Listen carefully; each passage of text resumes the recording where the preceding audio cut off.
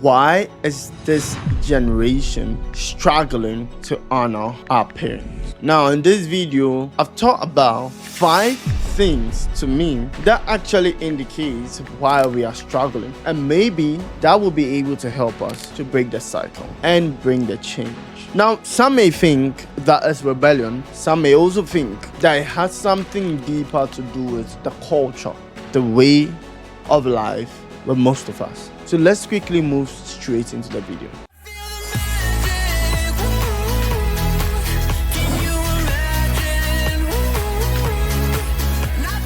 Hello there, my name is Gabriel Oppong-Mensah. I'm a Christian content creator mainly focusing on parenting and how to uplift family values.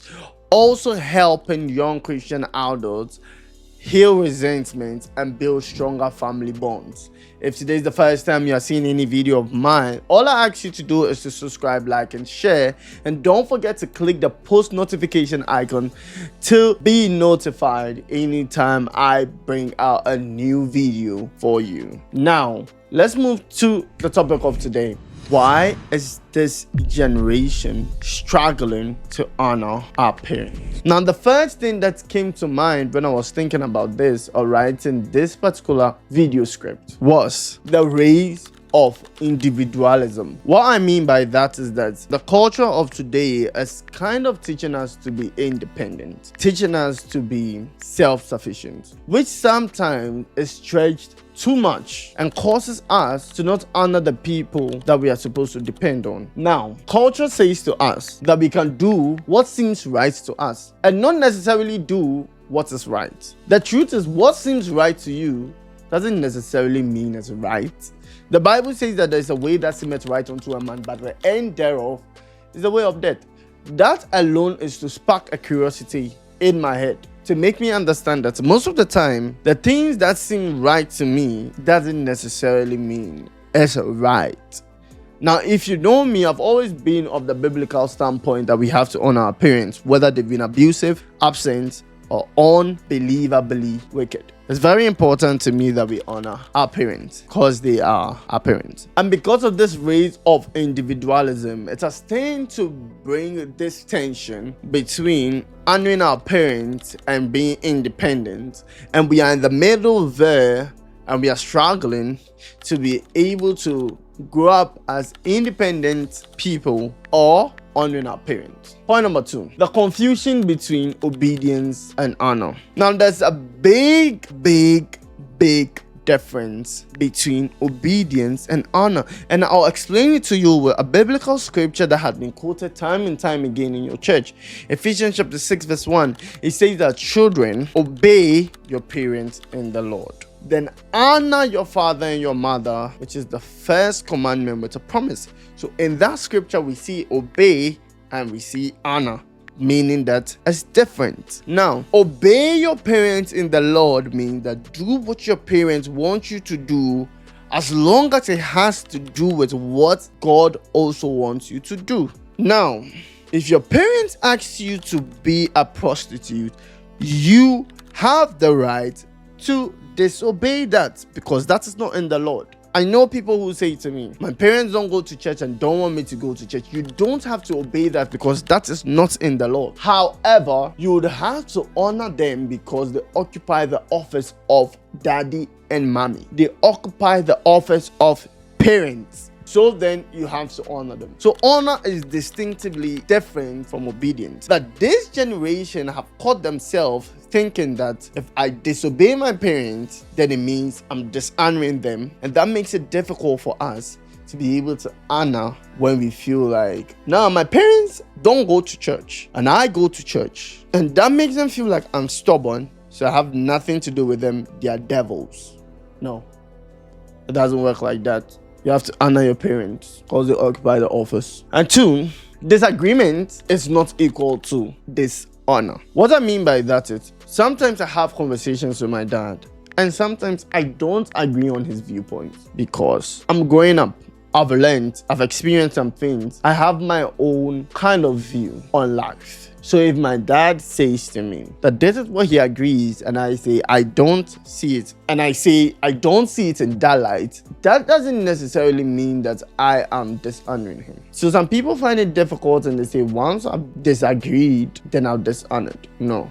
There are certain things I've disagreed to, but that has never had to do with the relationship I had with the person. I disagreed because on that particular topic, I do not see eye to eye with you. However, because of the authority you have in my life, I honor you. 3, a generational gap in communication. That's a very important one to me because our parents tend to speak from a standpoint of survival, and then the children of nowadays tend to speak from the standpoint of emotional truth, which tends to be very difficult for both parties to understand each other. Our parents are always thinking about what we eat, drink, where, and how we live our lives. The children, on the other hand, are saying, you don't say hi to me in the morning, you don't hug me before I leave for school, you've never called to ask me how I'm doing apart from my grades, don't particularly take an interest in my mental well-being. And so it's quite confusing. So this generation have come to a standstill, struggling to honor our parents because of this generational gap in communication. We speak 2 different languages, and therefore it makes it difficult for us to understand each other. However, that gap can be bridged if one party learns the language of the other party. Like I always say, there was one thing that changed the relationship between myself and my dad, and it was I liked what he liked. It was simple as that. Because you don't expect to understand everything, because you can't. If my dad likes football, I liked football. My dad liked the news, then I liked the news. Because for me, to have a relationship with my daddy was more important than to walk about with my self-entitled thoughts. Point number 4, which is very important to me, is that some churches have shallowed or watered down the preaching of honoring our parents regardless of whether they were present, whether they were abusive, whether they were unbelievably strict, or whether they didn't take their duty. I'm blessed to be in a church that made this truth very, very clear to me, that the Bible didn't say we should honor our parents because they were right, or we should honor our parents because they didn't go to jail, or we should honor our parents because they are pastors, or we should honor our parents because they supported every stupid idea we had. The Bible gives you an instruction, and it is honor your parents and full stop. Honor your parents. I think that this message should be returned to the church, constantly hammering down to this generation to honor our parents, because that is not your choice. You don't choose whether you want to honor them or not. Honor them because they occupy the office of parents. Now, from a biblical standpoint, it's so clear that honor has to do with the posture of the heart and not with the words coming out from your mouth.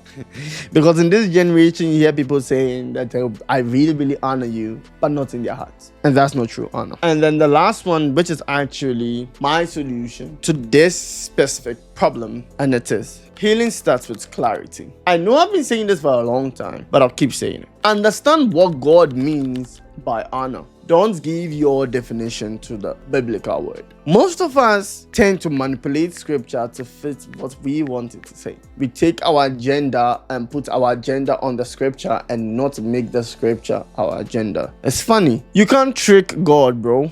You can't. What the Bible says, you have to understand it and live by it. You don't take what the Bible says, manipulate it to suit what you want to say, and say that's what God is saying. That is dangerous. The Bible says that no man should take from the Bible or add to the Bible what the Bible is saying.